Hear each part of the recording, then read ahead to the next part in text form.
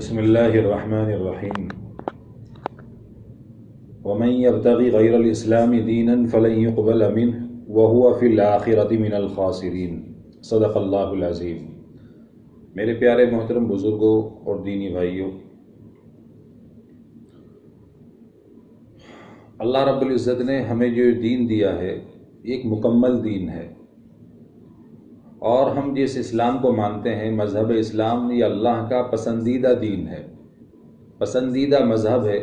اللہ نے اس مذہب کے لیے اپنی رضامندی کا اظہار قرآن میں خود فرمایا کہ ان الدین عند اللہ الاسلام، کہ اگر اللہ کے یہاں کوئی مذہب، کوئی دین قابل قبول ہے تو وہ دین اسلام ہے،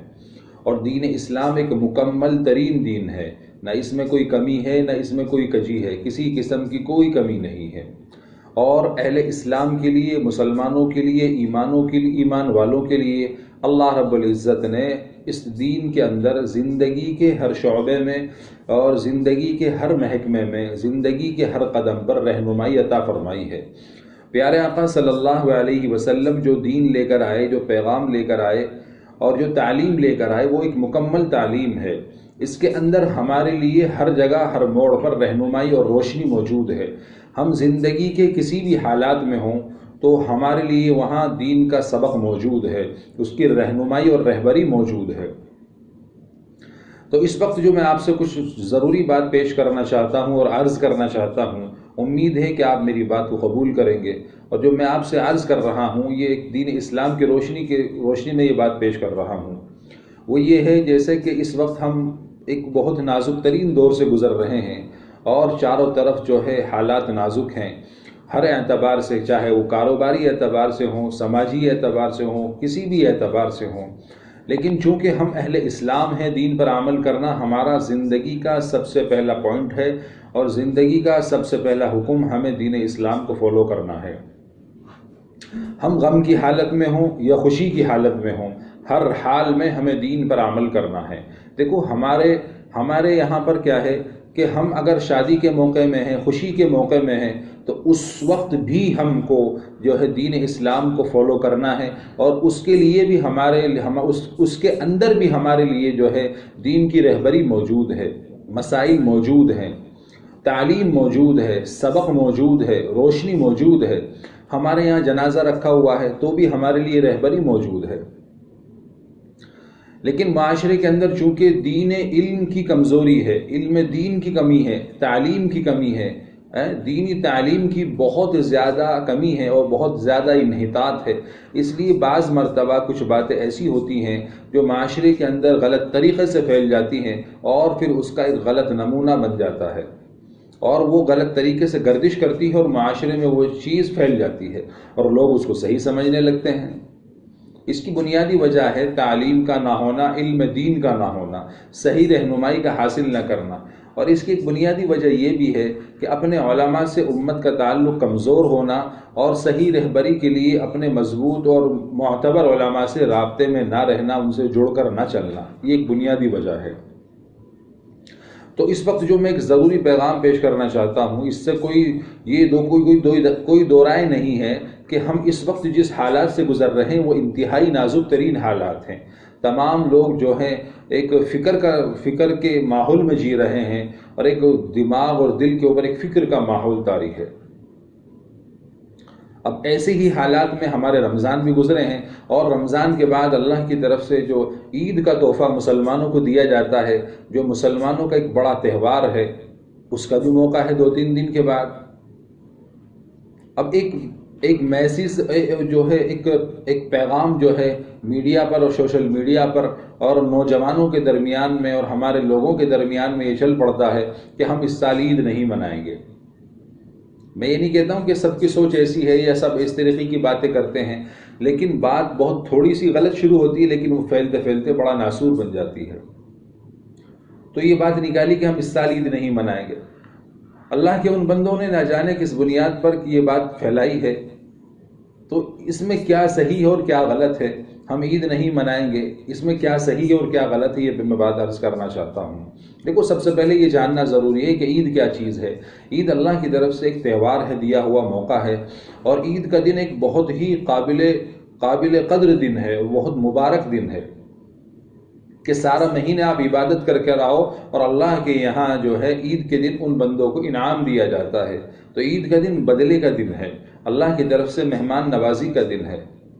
دراصل یہ دو باتیں ہیں کہ عید اصل میں ہے کس چیز کا نام۔ ایک تو وہ ہے جو ہمارے معاشرے نے جس کو عید سمجھا ہوا ہے، ایک وہ ہے کہ ہمارے مذہب کے اندر عید کس چیز کا نام ہے۔ عید کے معنی اصل میں آتے ہیں لوٹنے کے، اور ہر سال جو ہے یہ لوٹ کر دن ہمارے زندگیوں میں اللہ تبارک و تعالیٰ عطا فرماتے ہیں، جس کی اگر زندگی ہوتی ہے تو یہ خوشی کا موقع ہوتا ہے، اللہ کی طرف سے انعامات کا موقع ہوتا ہے، اور بدلے کے دن کا موقع ہوتا ہے کہ جب بندہ رمضان کے روزے رکھ کر اللہ کے دربار میں عبادت کے لیے جاتا ہے، اور پھر جو ہے اللہ کی عبادت اور بندگی کر کے اور سارے کاموں کو انجام دے کے عید کی نماز پڑھ کے جب اپنے گھر کو جاتا ہے، تو گویا یوں سمجھو کہ اللہ نے اس کو معاف کر دیا، اور اس کو یوں کہا جاتا ہے کہ جاؤ تم بخشے بخشائے اپنے گھروں کو چلے جاؤ۔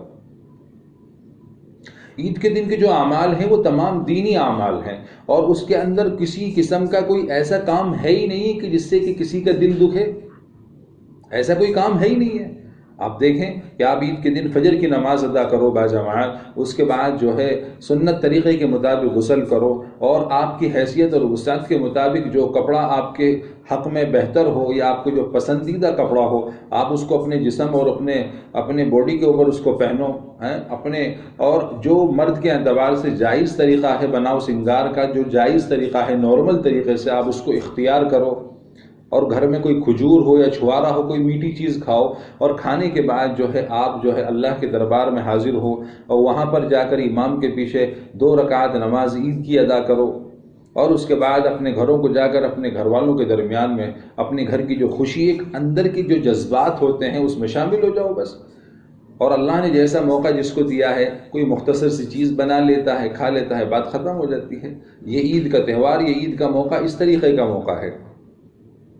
یہ تو دین کے اعتبار سے وہ ہے۔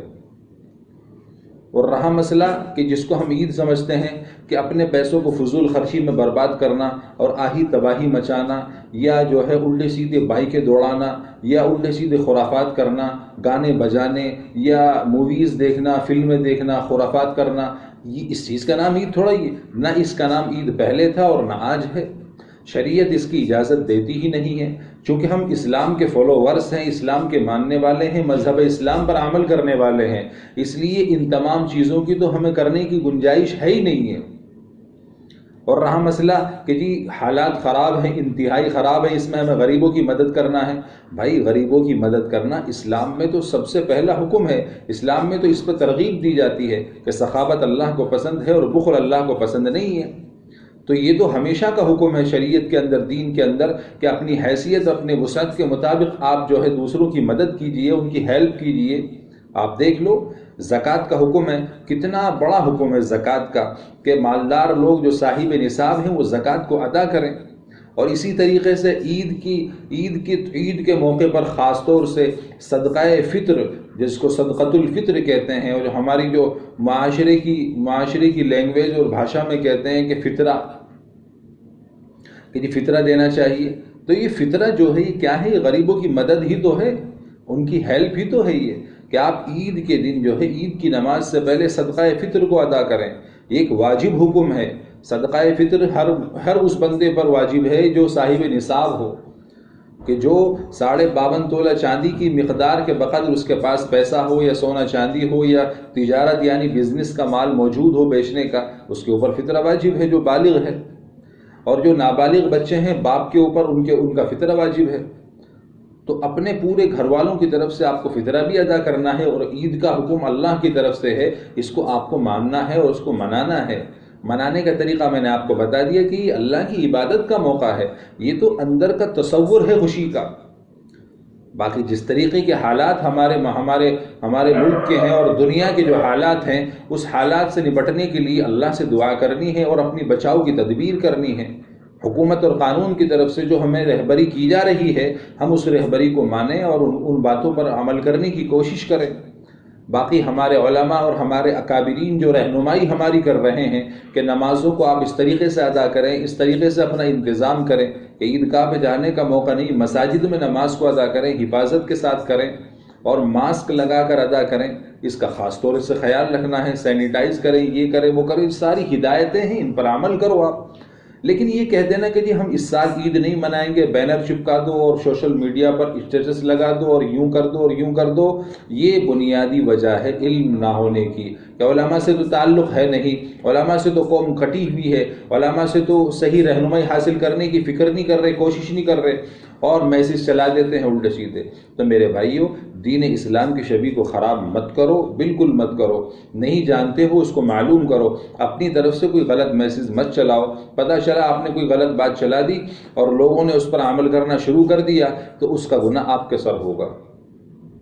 تو عید منانا مسلمانوں کا ایک خصوصی تہوار ہے، آپ اس کو ضرور مناؤ، لیکن اس کے اندر سادگی ہو، انسانیت ہو، اور محتاجوں کا، غریبوں کا احترام ہو۔ ہم ان کے لیے بھی اپنے اندر جو ہے درد پیدا کریں، اور اسلام نے ہمیں اس چیز کا درد دیا ہے کہ ہم سخی بنیں، سخاوت کرنے والے بنیں۔ یہ ایک ضروری پیغام تھا جو اس عید کے موقع پر، یعنی 2021 کے موقع پر، یہ جو موقع ہے ہمارے لیے انتہائی نازک ترین موقع ہے۔ اللہ سے دعا کریں کہ اللہ پوری دنیا سے اس وبا کو ختم فرما دے، خصوصی طور سے مسلمانوں کی حفاظت فرما دے، اور عمومی طور سے ساری دنیا کے انسانوں کی حفاظت فرما دے۔ یہ خصوصی پیغام تھا، تو آپ ضرور بھی ضرور صدقہ فطر بھی ادا کریں۔ صدقہ فطر کے مسائل نہیں جانتے آپ، ان کو بھی سیکھیں، ان کو معلوم کریں۔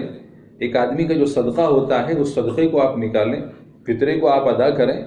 ایک واجب ہے، جنہوں نے زکوٰۃ نہیں نکالی وہ زکوٰۃ کا اہتمام کریں، اب نہیں کر سکتے عید کے بعد کریں، لیکن ضرور کریں۔ محتاجوں کا بھی خیال رکھیں، کسی کے بچے غریب ہیں، ان کے پاس انتظام نہیں، آپ ان کی ہیلپ کریں، اپنے پڑوس میں، آس پڑوس میں دیکھیں۔ لیکن سرے سے یہ کہہ دینا کہ جی ہم عید نہیں منائیں گے، یہ کوئی غم کا ماحول تھوڑا ہی کہ ہم جو ہے نعوذ باللہ، مذہب اسلام نے ہمیں اس قابل نہیں بنایا ہے۔ ہمارے لیے تو پورا دین موجود ہے، پوری شریعت ہمارے لیے موجود ہے اور رہبری موجود ہے، تو ہم ایسے آنکھ بند کر کے کوئی بات اپنی زبان سے کہہ دیں، یہ غلط ہے۔ اس لیے میں اپنے تمام ان بھائیوں سے گزارش کرتا ہوں کہ وہ اس طریقے کے میسیج نہ چلائیں، بلکہ علماء سے مشورہ کیا کریں کسی بات کو اپلوڈ کرنے سے پہلے، پھیلانے سے پہلے، میسیج کو چلانے سے پہلے۔ اللہ ہم سب کو عمل کی توفیق عطا فرمائے۔ وما علینا الا البلاغ۔